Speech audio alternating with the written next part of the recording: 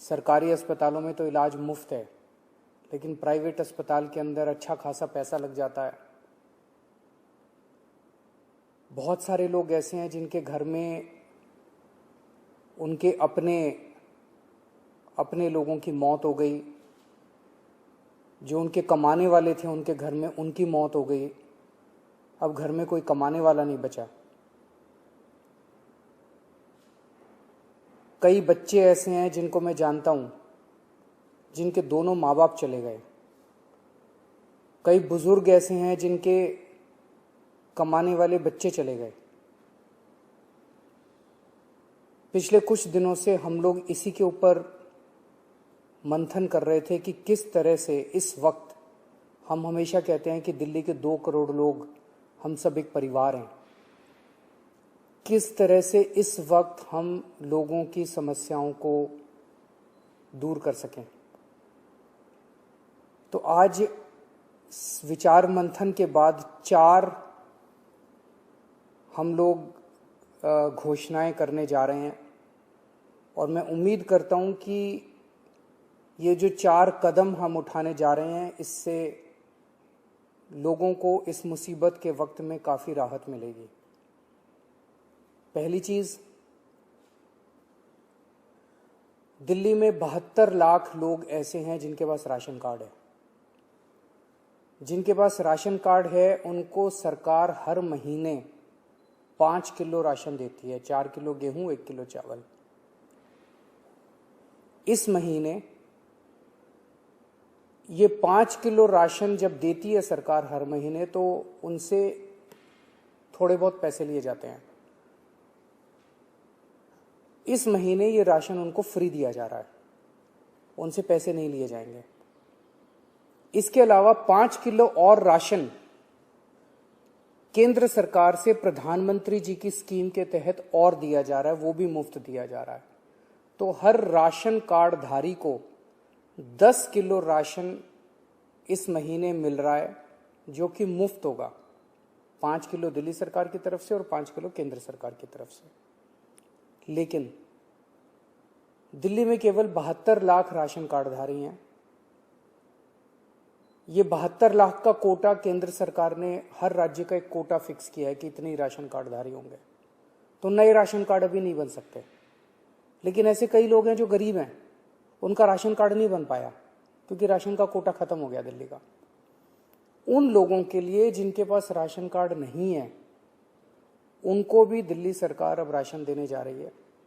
जो लोग कहेंगे कि हम गरीब हैं, हमें राशन चाहिए, उन लोगों को राशन दिया जाएगा।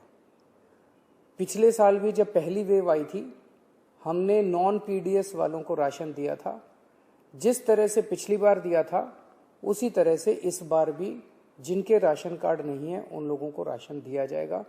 ये 1-2 दिन के अंदर, 2-4 दिन के अंदर ये लागू हो जाएगा और आपको राशन मिलना चालू हो जाएगा। इसमें आपको कोई इनकम सर्टिफिकेट देने की ज़रूरत नहीं है, किसी तरह की ज़रूरत नहीं है। जो कहेगा मैं गरीब हूँ, मुझे राशन चाहिए, उसको राशन दिया जाएगा। दूसरे, ऐसे कई लोग हैं जिन लोगों की कोरोना की वजह से मौत हो गई। उन सभी लोगों से हमारी सहानुभूति है। हम समझ सकते हैं जब अपने किसी की मौत हो जाती है तो परिवार के ऊपर, अपने ऊपर कितनी बड़ी गाज गिरती है। आपके इस लॉस को, इस क्षति को हम पूरा तो नहीं कर सकते, लेकिन इस मुसीबत के घड़े में आपको थोड़ी सी मदद कर सकते हैं।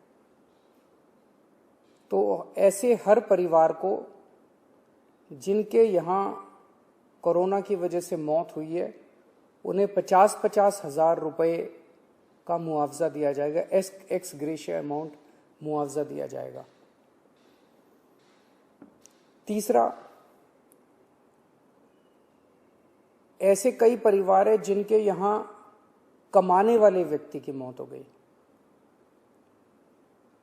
वो व्यक्ति कमाता था, हर महीने घर में कुछ लेके आते थे, उन्हीं की वजह से परिवार चलता था। ऐसे परिवारों में जिनमें कमाने वाले व्यक्ति की मौत हो गई, उनमें वो एक्स ग्रेशिया अमाउंट के साथ साथ 2,500 रुपये महीने की पेंशन भी शुरू की जाएगी। अगर पति की मौत हुई तो वो पेंशन पत्नी को मिलेगी, पत्नी की मौत हुई तो वो पेंशन पति को मिलेगी, और अगर कोई व्यक्ति विवाहित नहीं था तो उसके माँ बाप को वो पेंशन मिलेगी। लेकिन 2,500 रुपये उस परिवार को हर महीने पेंशन दी जाएगी जहाँ जिनके परिवार में कमाने वाले व्यक्ति की मौत हुई है। ऐसे बच्चे जिनके दोनों माँ बाप की मौत हो गई, उन दोनों माँ बाप की चाहे कोरोना से मौत हुई, या ऐसे भी परिवार हो सकते हैं जिसमें एक माँ बाप में से एक पहले से ही उसकी मौत हो चुकी थी और जो दूसरे थे उनकी अब कोरोना से मौत हो गई। मतलब दोनों में से एक की कम से कम कोरोना से मौत हुई और बच्चे अब अनाथ हो गए हैं। ऐसे में हर बच्चे को 2,500 रुपये महीना दिया जाएगा 25 साल की उम्र तक, और उन बच्चों की शिक्षा फ्री की जाएगी, उन बच्चों को मुफ्त शिक्षा दिलवाई जाएगी। तो ये हमने काफ़ी सोचा कि किस किस तरह से हम अपने लोगों की, दिल्ली के लोगों की कोरोना की इस कठिन परिस्थितियों में मदद कर सकते हैं। ये 4 अहम कदम दिल्ली सरकार उठा रही है। अगले कुछ दिनों के अंदर इसको लागू कर दिया जाएगा, कैबिनेट से इसको पास करा दिया जाएगा। आप सोच रहे होंगे कि इतना पैसा कहाँ से आएगा, इतनी बड़ी बड़ी घोषणाएं जो आज की है, इतना पैसा कहाँ से आएगा। 6 साल पहले आप लोगों ने एक ईमानदार सरकार बनाई थी। पिछले 6 साल में हम हर सरकारी काम में रिश्वतखोरी भी नहीं होने देते, उससे पैसा बचाते हैं, फिजूल खर्ची भी नहीं होने देते, उससे भी पैसा बचाते हैं। लेकिन पिछले 4-5 दिन के अंदर हम लोगों ने, मैंने, मेरे मंत्रियों ने, मेरे अफसरों ने बैठ के इस पे काफ़ी विचार में मंथन किया और ये देखा कि कहाँ कहाँ से इस वक्त हमारे लोग मुसीबत में हैं। इस मुसीबत में अगर हम अपने लोगों के काम नहीं आएंगे तो फिर क्या फ़ायदा। तो हमने देखा कि कहाँ कहाँ से हम पैसा बचा सकते हैं, किन किन चीज़ों से पैसा निकाल सकते हैं। उन सब चीज़ों से पैसा निकाल के हम ये 4 महत्वपूर्ण योजनाएं आपके लिए लेके आए हैं। एक ही चीज़ आपको कहना चाहता हूँ, मैं समझता हूँ कि आप मुसीबत में हैं।